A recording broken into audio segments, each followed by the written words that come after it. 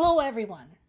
Before we dive into today's news coverage, I've had some questions about casualties.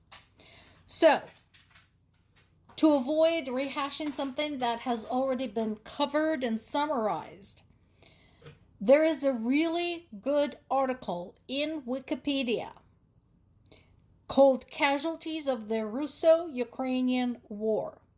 It has references so that you can go and check where the numbers are coming from. And it is telling you how many people were lost in the war. The good thing that I like about it is that it goes back to 2014, the annexation of Crimea. Also, it is very clear about what the numbers mean. And once again, a reminder to everybody, usually when I report casualties in these daily summaries, I am talking about for the day. Also, casualties means both killed and wounded, as well as missing in action. So I hope that clears that up. On to our news today. We are back to protests in Ukraine about the government reshuffling. And as per usual, whenever somebody speaks up and tells the Russian government that things are not going very well for the state, they get fired and sometimes possibly killed. First of all, there's been more attacks, and as I told you, attacks on Ukrainian cities, not just Kyiv, the capital, but Ukrainian cities in general, take place daily. And usually at night, followed by something around 5 or 6 o'clock in the morning. So, in the recent one, we had 2 people killed and 11 others wounded in the Donetsk region.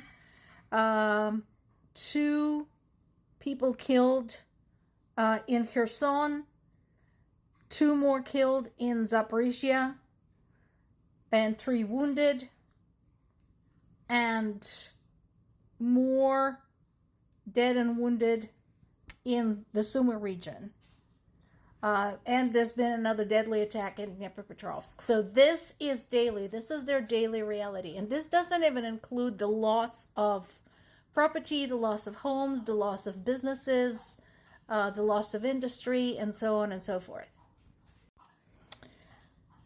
The chief Russian economist dared to say that the country is losing to the West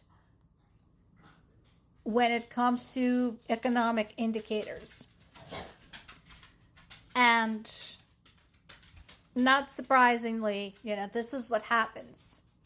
That's, it wouldn't surprise me at all if this dude ended up having a slippery balcony incident, like so many before him have done.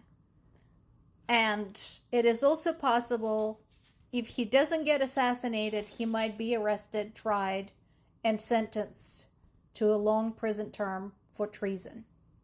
Basically, speaking the truth in Russia right now can land you dead or jailed.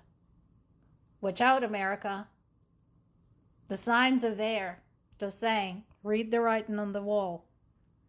Protests are going again in Kyiv, demanding the reinstatement of the popular Minister of Defense, Mikhailo Fedorov, who was fired last month by Zelensky.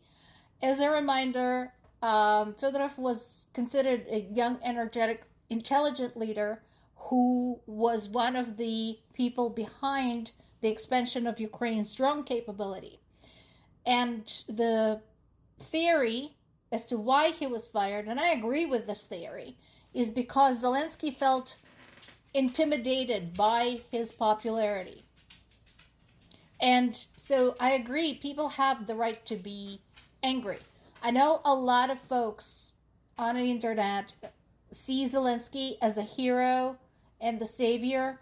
I have been very open and honest in these reports that I do not like Zelensky. I disagree with him on a lot of things, and I explained why. And one of those things is his propensity for nepotism, for surrounding himself with friends, going back to his TV days. And that is associated with also basically kicking people out as soon as he sees them as a threat to himself. So this was just one such case, and this unfortunately happens to the detriment of the country. This happened with one of the previous army leaders, Valery Zaluzhny, and it happened now with Fedorov. Honestly, I still think that the best thing Zelensky can do is reinstate him like ASAP. And talk about idiots who seek popularity at all costs. Kanye West is going to give some concerts in Russia, and that's happening in St. Petersburg. St. Petersburg is one of the targets, has been one of the targets of Ukrainian drone attacks. I told you before, not only is it Putin's hometown, but it is also a large conglomerate of industry, including military industrial complex. So I hope maybe Ukrainians can arrange a worthy reception for Kanye as he is sucking up to the Russians over there. Big news in the Guardian summary on the war in Ukraine today. A lot of people have been saying, well, since Ukraine can't get anything out of the United States by way of missiles, such as the Tomahawks, the Patriot interceptors, etc., can't they just do something themselves? I mentioned in the past how difficult it is to arrange production of a new weapon when you are in a state of war and what is involved. But no, they're not sitting on their ass and just waiting for somebody to come and save them. They are working on it. And here we have some proof. First of all, let's not forget the flamingos. Flamingos have been showing themselves very nicely lately. So Ukraine already has some missile capability. In addition, they are working on domestically made ballistic missiles, and what they're hoping to do is be able to get those out into the field within the next 3 to 6 months. So far, yes, the reliance is mostly on the long-range drones and the cruise missiles for deep strikes against Russia. Plus, we have those lovely British drones for the purpose. But no, they're not just sitting there waiting for somebody to send them something or hand something down. That is not true. They are actively working on expanding their own weapons capabilities and matching Russia in terms of what they have. Is it hard? Yes. Is it going to be hard? Yes. But hopefully we'll see some results soon. Meanwhile, to counteract Russia's missile attacks, Ukraine continues hitting their military-industrial complex, such as, for example, hitting the company that manufactured solid rocket propellant for multiple launch rocket systems. Again, the best rocket is the one that you don't get to launch for whatever reason. And again, there's been another drone that breached Romanian airspace, and my question stands, aren't you tired of this, NATO and European Union? Aren't you sick and tired of this bullshit? In this case, they had to scramble a fighter jet to shoot down a drone. Somewhere, Ukraine's drone defense teams are laughing their ass off.